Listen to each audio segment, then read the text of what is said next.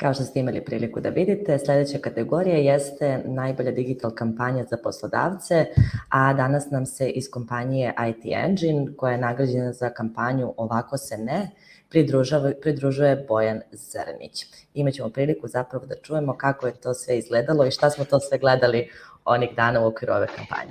Dobrodošao, Bojane. Dobrodošao, hvala, bolje vas našao, kako kažu. Pozdrav svima, učesnicima, organizatorima i posetiocima. Hvala ti. Srećno, onda možeš polako da i kreneš. Važi, hvala. Kao što rekao, pozdrav svima, ja sam danas došao ispred kompanije da prezentujem naš rad. Milana Božić, koleginica koja je s nama od početka na toj kampanji radila, nije u mogućnosti, kao što ako se neko seća, rekao sam da je bila trudna, sad više nije, porodila se pre neki dan, tako da aplaudirajte u tišini. Ja ću da mi ispričam šta smo radili i kako je sve to počelo. Konkretno, glavni ciljevi kampanje su bili prezentovanje firme IT Engine zajednici programera i generalno svima u IT-u. Primarni cilj je bio porast pratilaca na društvenim mrežama, što kažu sekundarni cilj, i prijave za zapošljavanje, zato što je nama generalno bio cilj da se prezentujemo ljudima, da vidi ko smo, šta smo, jer nas na tržištu u smislu marketinga nije bilo jako dugo, iako kompaniju imamo osnovno od 2011. Tek zadnje 2-3 godine se konkretno bavimo marketingom i nekim stvarima na tu temu.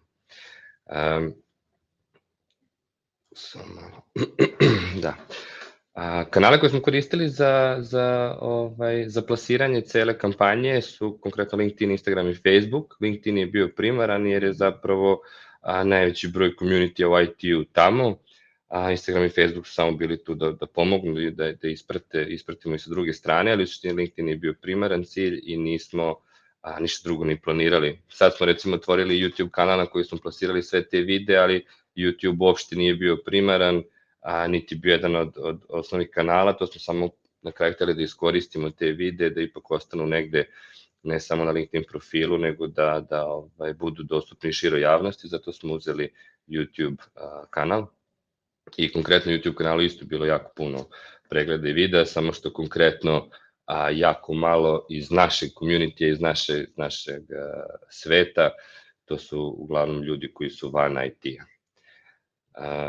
Kao što vidite ovde,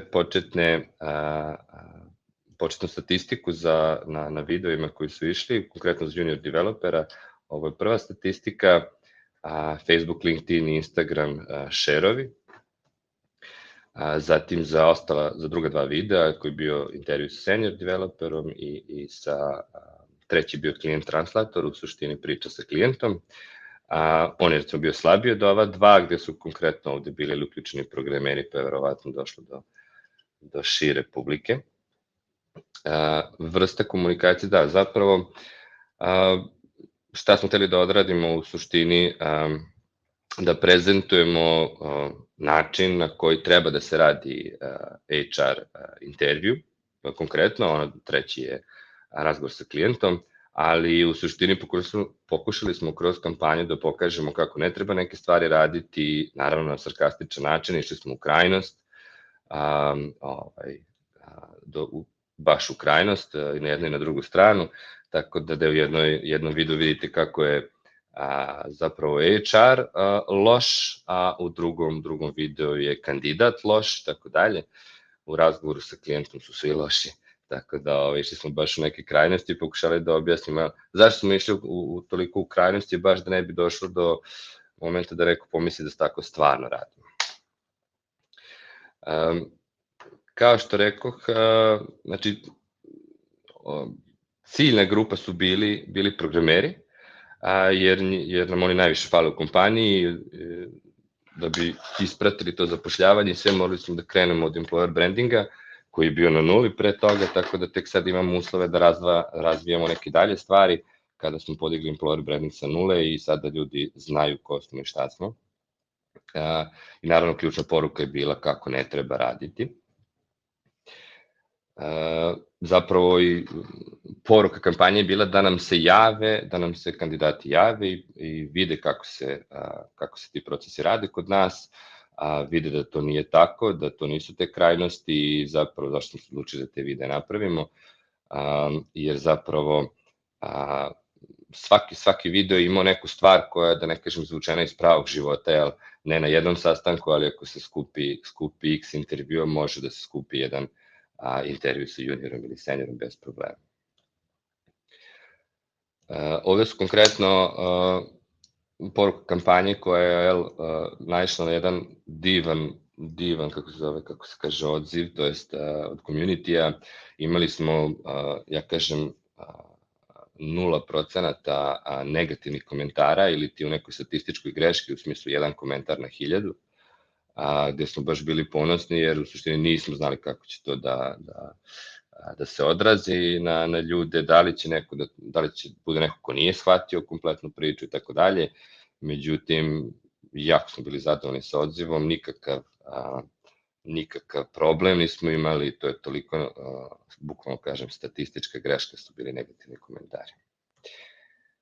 Trajanje projekta, prvi deo projekta, to je te kampanje trajao 2 meseca, odlučili smo da generalno 2 nedelje plasiramo te videe, u suštini smo pokušavali da napravimo neki flow i da sve ono što uradimo ispratimo na mrežama, da ispratimo i na web sajtu i tako dalje, da napravimo, kako kažem, serijal jedan koji će trajati neko vreme, koji će držati pažnju naše publike. To je trajalo 2 meseca i naravno ti vidi ove statistike i sve brojke koje vam sad prikazujem su samo za ta 2 meseca. Te statistike su jako porasle i brojke u sledećih 6 meseci i tako dalje, jer je to nastavilo da se šeruje i naravno što smo zapravo nastavili tu kampanju sa drugim videima, tako da je to bilo još nešto što je produžilo ceo efekat. Tako. Kanali koje sam već pomenuo je LinkedIn, Facebook, Instagram. U suštini sam objasnio to zašto je, zato što je ceo community u suštini na LinkedInu i generalno i regruteri, HR i svi koji rade sa developerima u IT-u rade sa LinkedInom, to je trenutno jedina opcija, nažalost, ali trenutno jedina opcija za komunikaciju sa širim auditorijumom u IT-u.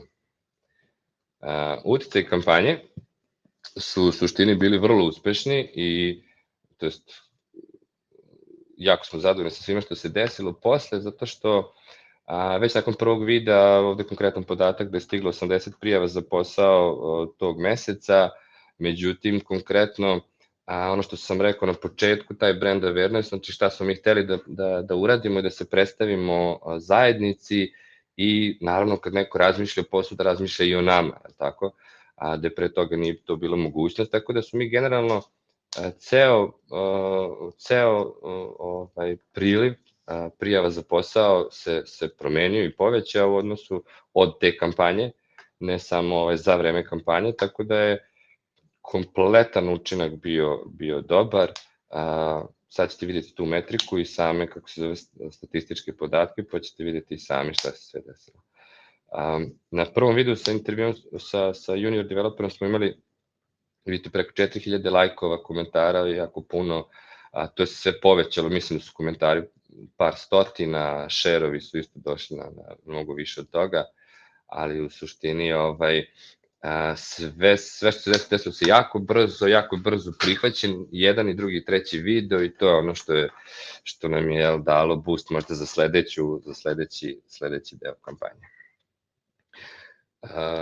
Vidite statistiku, zatim vidite neke od komentara i reakcija, kažem, kompletno pozitivni komentari, čak ni u šali nismo imali negativne komentare. Šta se desilo zatim sa brojem followera na našim mrežama, kao što vidite na Instagramu je to skočilo 170%, na Facebooku još više, dok međutim na LinkedInu je ono što je zapravo najveći bio uspeh, gde smo sa nekih 600 skočili na 4200, to je bilo za prvu kampanju, u okviru druge kampanje smo i to povećali za 100%, tako da sad imamo preko 8.500 followera na LinkedInu, što je za nas ogroman uspeh, jer kad smo počeli imali smo 600 i ova kampanja je zapravo zaslužna za sve to. Tokom kampanje smo radili sa raznoraznim kompanijama, uglavnom portalima za širenje naše kampanje. 021 portal iz Novog Sada, Netokracija, tako svima poznata, sa njim smo isto radili.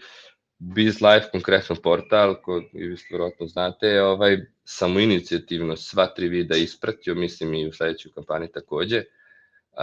I na kraju smo zapravo nakon svega dobili tu nagradu ili ti priznanje, pošto nije bilo kao na Amplu konkurencija, zapravo bilo je bez konkurencije, ali smo dobili priznanje od organizatora konferencije, to je HR konferencija, i oni su bili oduševljeni time šta smo mi napravili, i feedback od njih je da je zapravo cela Hrvatska te videe pregledala, svi u IT-u i šire.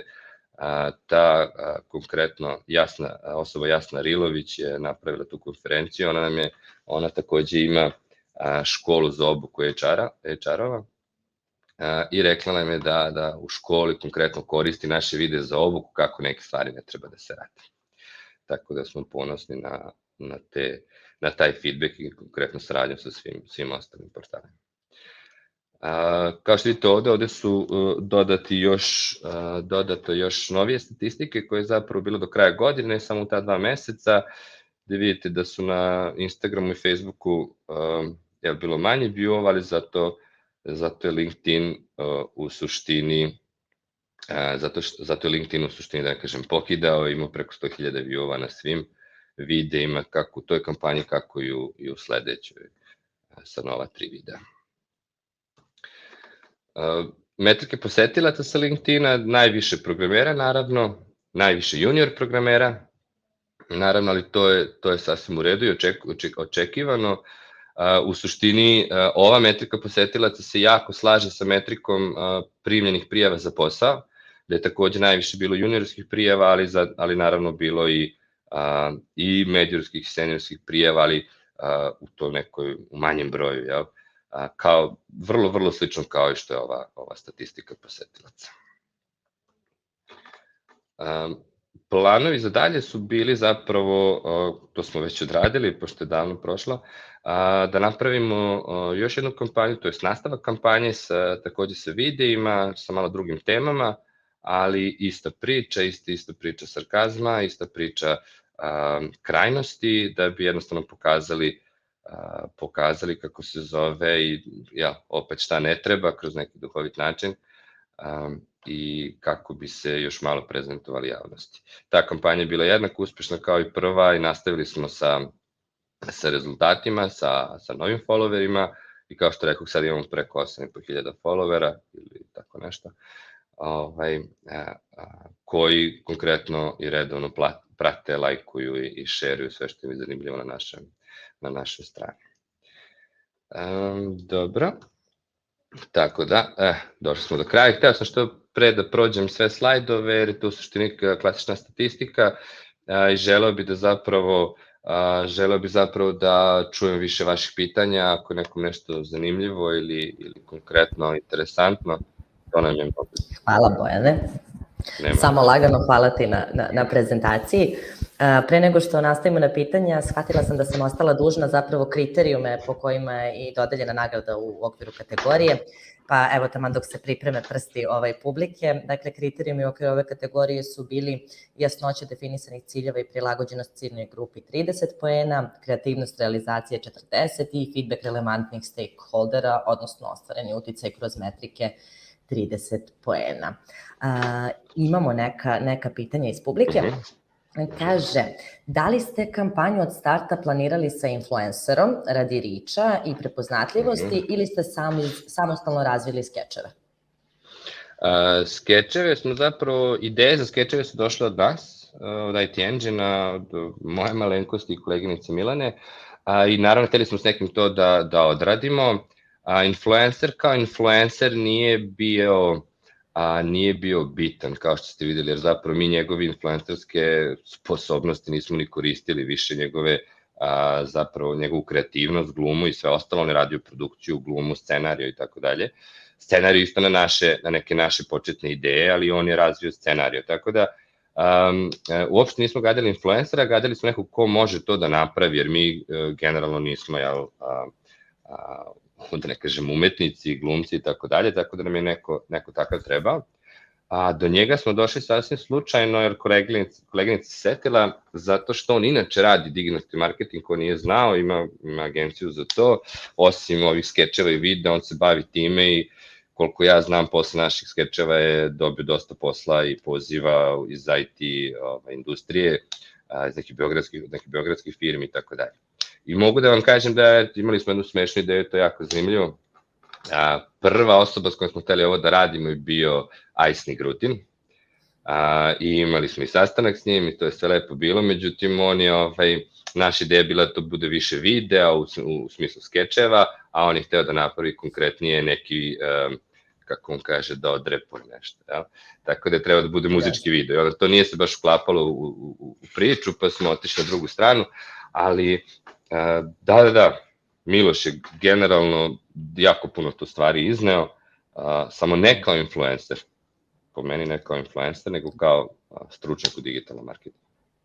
Jasno, hvala ti.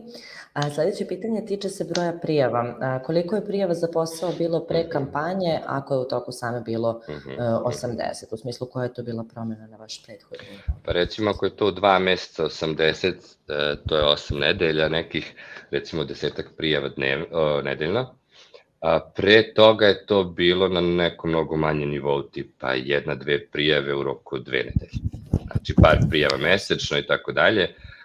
To se tad u kampanji, taj cifra do 80, to je koleginica izvukla za prezentaciju, međutim trenutno ja mislim da je to na nivou nekih od 5 do 10 prijava nedeljno, gde mi znači dobijamo između 50, 60, 80 prijava mesečno od raznoraznih profila, ne samo programera, tako da je više nego uspešno. Ja mislim da smo mi to jedno 5 puta povećali odnosu pre kampanje.